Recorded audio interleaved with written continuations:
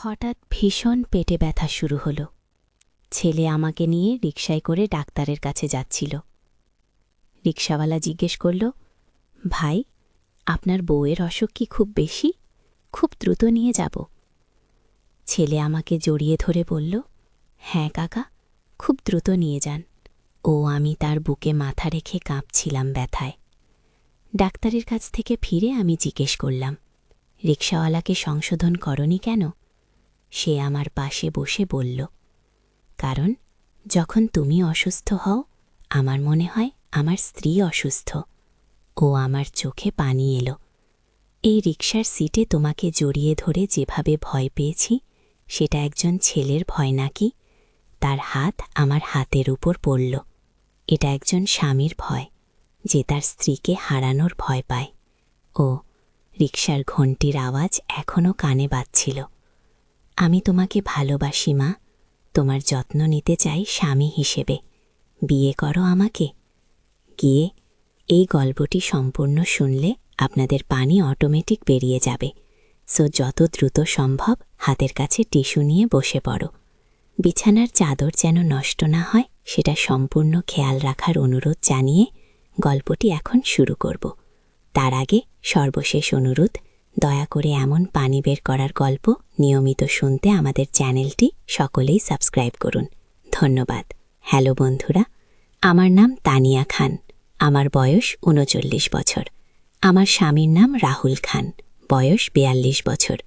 আমাদের ২ সন্তান, আরিয়ান আর রিয়া।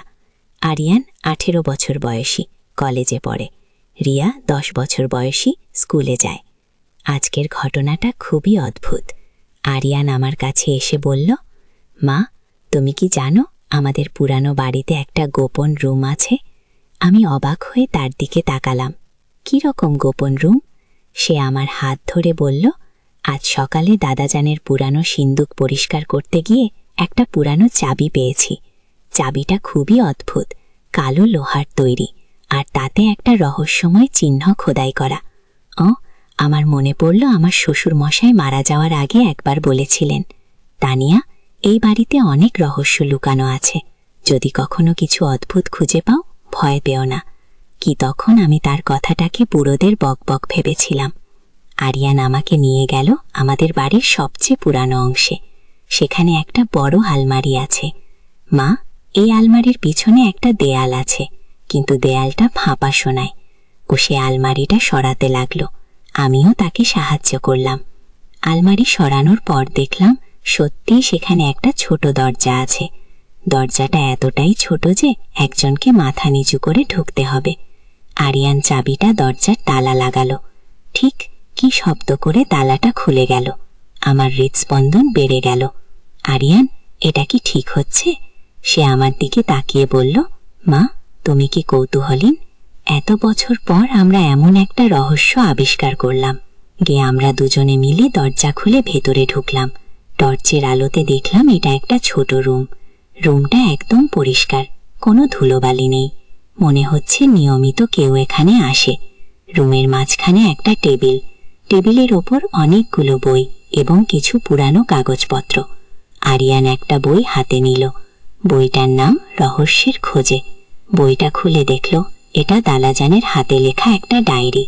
প্রথম পাতায় লেখা, যদি কেউ এই বইটা পড়ো তাহলে জেনে রাখো, আমি তোমাদের জন্য একটা অভূতপূর্ব অ্যাডভেঞ্চারের ব্যবস্থা করে রেখেছি।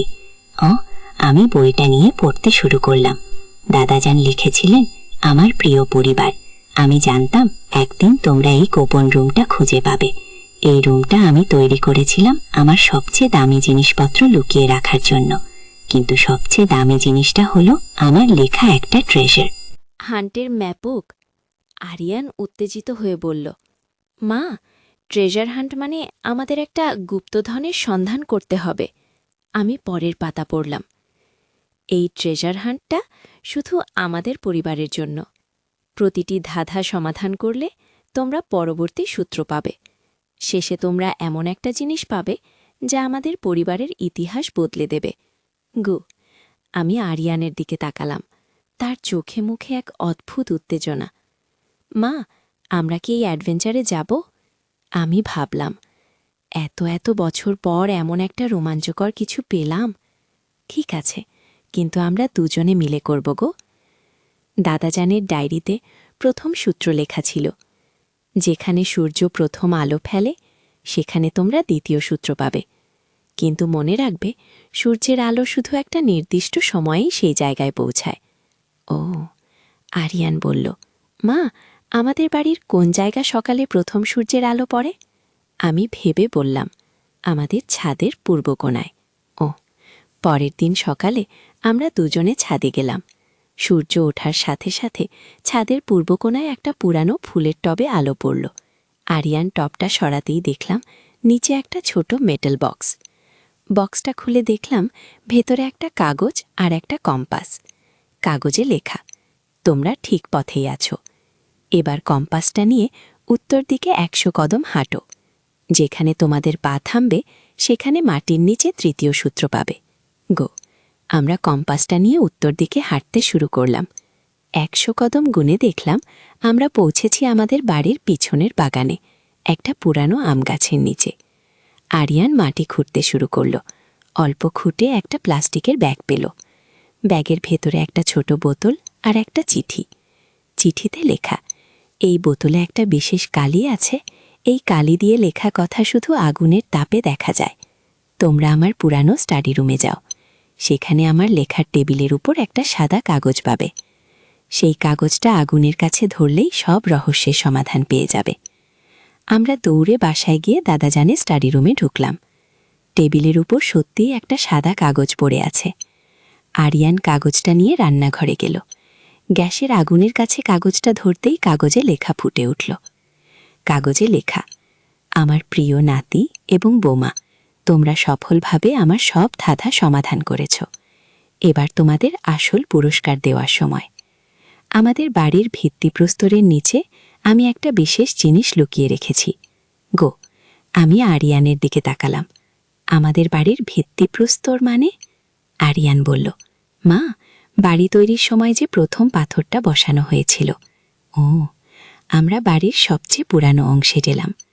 সেখানে একটা বিশেষ পাথর আছে যার উপর আমাদের বাড়ি তৈরির তারিখ লেখা। পাথরটা একটু নড়ানোর চেষ্টা করলাম। দেখলাম পাথরটা আসলে একটা ঢাকনা। নিচে একটা ছোট গর্ত। গর্তের ভেতরে একটা কাঠের বাক্স। বাক্সটা বের করে খুলে দেখলাম ভেতরে অনেকগুলো সোনার মুদ্রা, কিছু পুরানো গয়না আর একটা চিঠি। চিঠিতে লেখা, আমার প্রিয় পরিবার, এই সোনা গয়না আমি অনেক কষ্ট করে সংগ্রহ করেছি।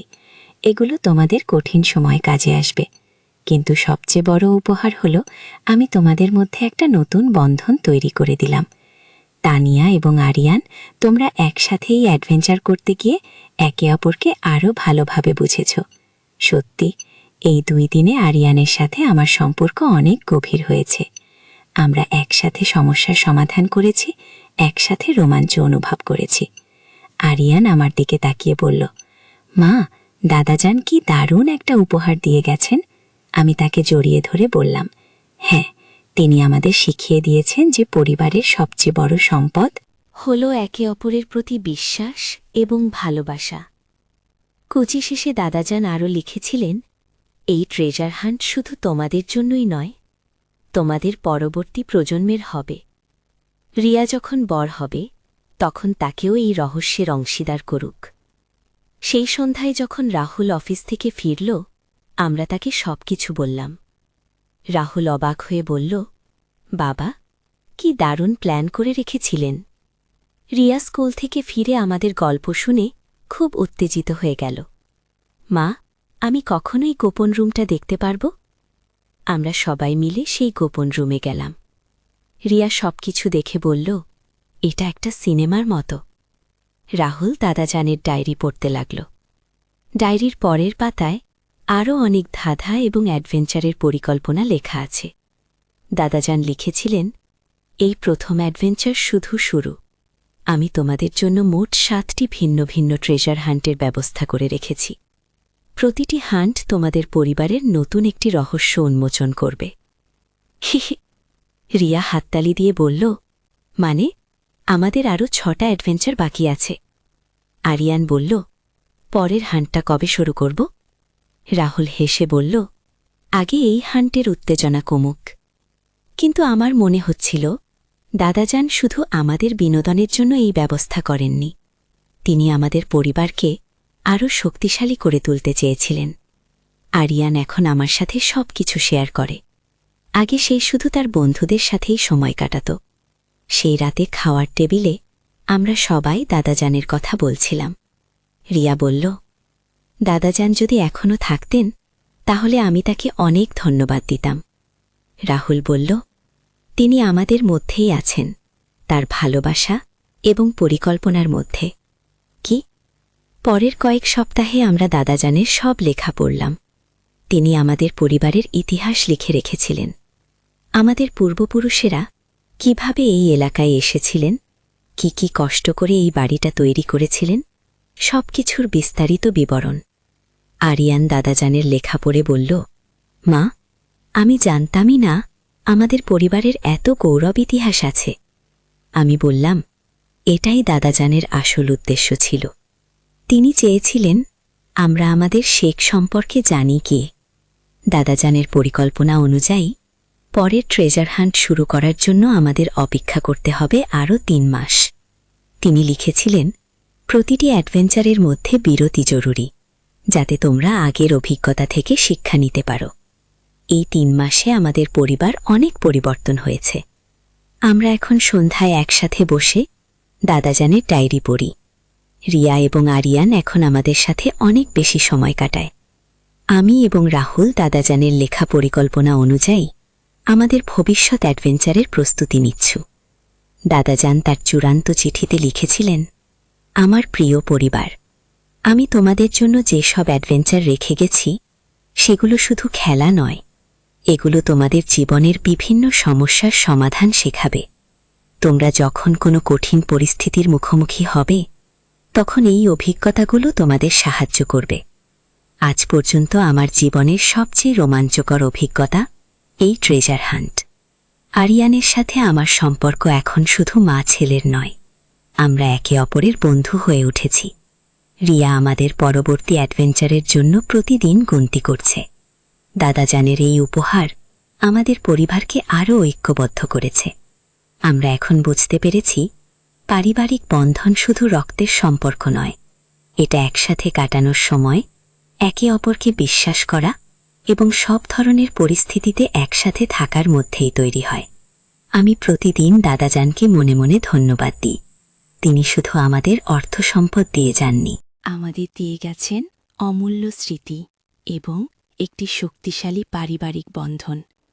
এই গল্পের শেষ নেই, কারণ দাদাজানের পরিকল্পনা অনুযায়ী আমাদের আরও 6টি অ্যাডভেঞ্চার বাকি আছে। প্রতিটি অ্যাডভেঞ্চার আমাদের পরিবারের একটি নতুন অধ্যায় উন্মোচন করবে। আমি জানি আগামী বছরগুলোতে আমাদের অনেক রোমাঞ্চকর অভিজ্ঞতা অপেক্ষা করছে। আজকের গল্পটা এখানেই শেষ করছি, কিন্তু আমাদের অ্যাডভেঞ্চার চলমান। পরবর্তী অ্যাডভেঞ্চারের জন্য অপেক্ষা করুন।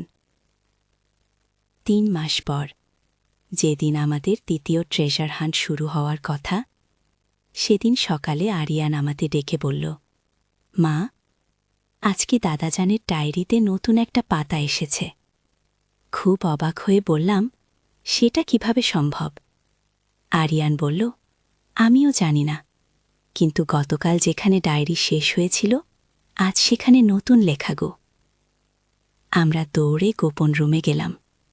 সত্যি, ডায়েরিতে নতুন একটা পাতায় লেখা, আমার প্রিয় পরিবার, তোমরা প্রস্তুত হলে দ্বিতীয় অ্যাডভেঞ্চার শুরু।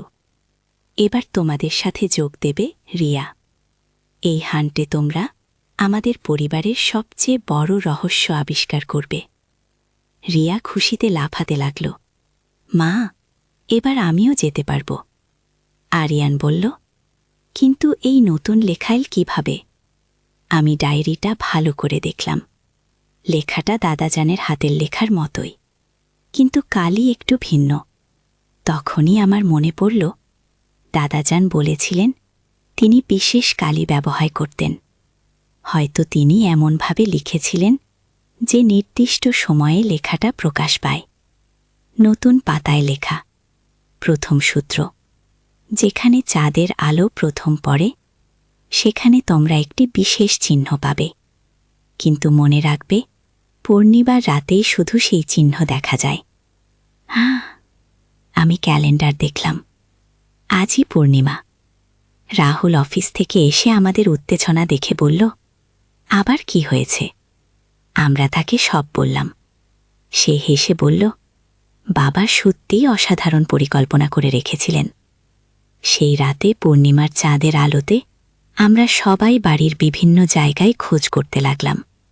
রিয়া হঠাৎ চিৎকার করে বলল, মা, এখানে দেখো।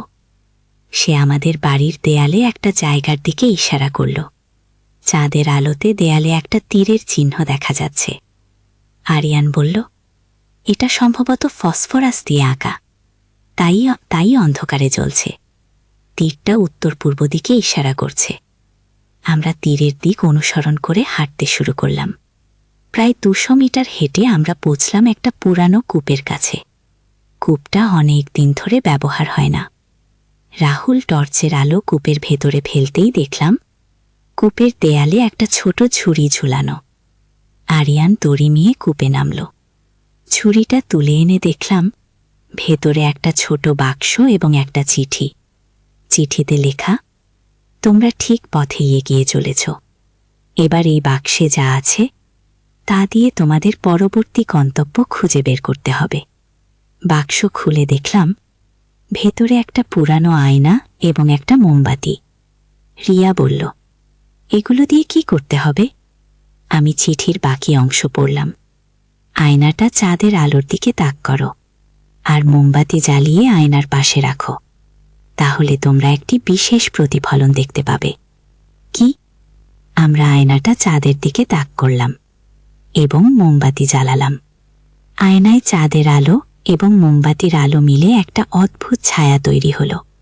ছায়াটা মাটিতে পড়ে একটা তীরের মতো আকার ধারণ করল। ছায়ার তীরটা দক্ষিণ দিকে ইশারা করছে।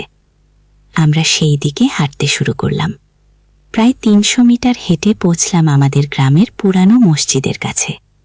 মসজিদটা প্রায় 100 বছরের পুরানো। রাহুল বলল, এখানে কি খুঁজব? আরিয়ান মসজিদের চারপাশে ঘুরে দেখতে লাগল। হঠাৎ সে চিৎকার করে বলল, মা, এখানে মাটিতে একটা পাথরে আমাদের পারিবারিক নাম খোদাই করা। আগে আমরা সেই পাথরের কাছে গেলাম। সত্যি পাথরে কে খান পরিবার 1925 লেখা। রিয়া বলল, 1925 মানে দাদাজানের জন্মের বছর। আমি পাথরটা সরানোর চেষ্টা করলাম। পাথরটা নড়ল। নিচে একটা ছোট গর্ত, গর্তে একটা ধাতুর বাক্স। বাক্স খুলে দেখলাম ভেতরে অনেকগুলো পুরানো ছবি, কিছু চিঠি এবং একটা বই। ছবিগুলো দেখে বুঝলাম এগুলো আমাদের পরিবারের অনেক পুরানো ছবি। দাদাজান যখন ছোট ছিলেন তার মা বাবা দাদা দাদি সবার ছবি। বইটা খুলে দেখলাম এটা আমাদের পরিবারের বংশতালিকা। দাদাজান লিখেছিলেন, আমাদের পরিবার এই এলাকায় এসেছিল 1880 সালে। আমার পর্দা ছিলেন একজন বিখ্যাত ব্যবসায়ী। তিনি এই এলাকার উন্নয়নে অনেক অবদান রেখেছিলেন। চিঠিগুলো পড়ে জানলাম আমাদের পূর্বপুরুষেরা এই গ্রামে একটা স্কুল তৈরি করেছিলেন, একটা হাসপাতাল তৈরি করেছিলেন। আমি এসব কিছুই জানতাম না। আরিয়ান বলল, মা, আমাদের পরিবারের এত গৌরবময় ইতিহাস। বইয়ের শেষের দিকে দাদাজান লিখেছিলেন, এই হান্টের মূল উদ্দেশ্য ছিল তোমাদের নিজেদের শ্বেত সম্পর্কে জানানো। তোমরা শুধু আমার নাতি নাতনি নও, তোমরা এক গৌরবময় বংশের উত্তরাধিকারী গো। রিয়া হঠাৎ বলল, মা, এই বইয়ের শেষ পাতায় আরও কিছু লেখা আছে। আমি দেখলাম সত্যি শেষ পাতায় একটি ছোট নোট। তোমাদের তৃতীয় অ্যাডভেঞ্চার শুরু হবে আগামী শীতকালে। ততদিন এই ছবি আর চিঠিগুলো ভালো করে দেখো, আমাদের পরিবারের গল্প জানো গো। সেই রাতে বাড়িতে ফিরে আমরা সব ছবি আর চিঠি নিয়ে বসলাম। প্রতিটি ছবির পিছনে একটা গল্প। প্রতিটি চিঠিতে আমাদের পূর্বপুরুষদের সংগ্রাম আর স্বপ্নের কাহিনী। রাহুল বলল, বাবা সত্যি আমাদের একটি অমূল্য উপহার দিয়ে গেছেন গো। পরের কয়েক মাস আমরা আমাদের পরিবারের ইতিহাস নিয়ে গবেষণা করলাম। গ্রামের বয়স্ক মানুষদের সাথে কথা বললাম। জানতে পারলাম আমাদের পরিবার এই এলাকার উন্নয়নে সত্যিই অনেক অবদান রেখেছে। আরিয়ান এখন আমাদের পারিবারিক ইতিহাস নিয়ে একটা প্রজেক্ট করছে কলেজে। রিয়া তার ক্লাসে আমাদের পরিবারের গল্প বলেছে। আমি এবং রাহুল ভাবছি দাদাজানের এই পরিকল্পনা আমাদের সন্তানদের কিভাবে গর্বিত করে তুলেছে। শীতকাল এসে গেল।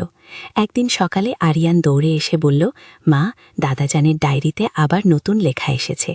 আমরা সবাই গোপন রুমে গেলাম। নতুন পাতায় লেখা ৩য় অ্যাডভেঞ্চারের সময় এসেছে। এবার তোমাদের পরীক্ষা হবে, বুদ্ধি এবং সাহসের। ওই ৩য় হান্ট ছিল সবচেয়ে কঠিন। আমাদের সমাধান করতে হয়েছিল অঙ্কের ধাঁধা, ভাষার ধাঁধা, এমনকি কিছু শারীরিক চ্যালেঞ্জও। কিন্তু আমরা ৪ জন মিলে সব বাধা পেরিয়ে গেলাম। ৩য় হান্টের শেষে আমরা পেলাম দাদাজানের ব্যক্তিগত ডায়েরি, যেখানে তিনি লিখেছিলেন তার জীবনের সব স্মৃতি। আমরা জানতে পারলাম তিনি কিভাবে এই পরিবার গড়ে তুলেছিলেন, কি কষ্ট করেছিলেন আমাদের ভবিষ্যৎ নিশ্চিত করার জন্য। এভাবে একের পর এক অ্যাডভেঞ্চার চলতে থাকল। প্রতিটি হান্ট আমাদের পরিবারের নতুন একটি দিক উন্মোচন করল। আমরা জানতে পারলাম আমাদের পরিবারের গুপ্ত রেসিপি, পুরানো ব্যবসার হিসাব, এমনকি দাদাজানের প্রেমের চিঠিও। সপ্তম এবং শেষ হান্টে ছিল সবচেয়ে আবেগমা। সেই হান্টে আমরা পেলাম দাদাজানের শেষ চিঠি। চিঠিতে তিনি লিখেছিলেন, আমার প্রিয় পরিবার, এই 7টি অ্যাডভেঞ্চারের মাধ্যমে আমি তোমাদের দিয়েছি আমার সবচেয়ে দামি সম্পদ, আমাদের পরিবারের ইতিহাস, ঐক্য এবং ভালোবাসা গো। আজ 2 বছর পর আমাদের পরিবার সম্পূর্ণ বদলে গেছে।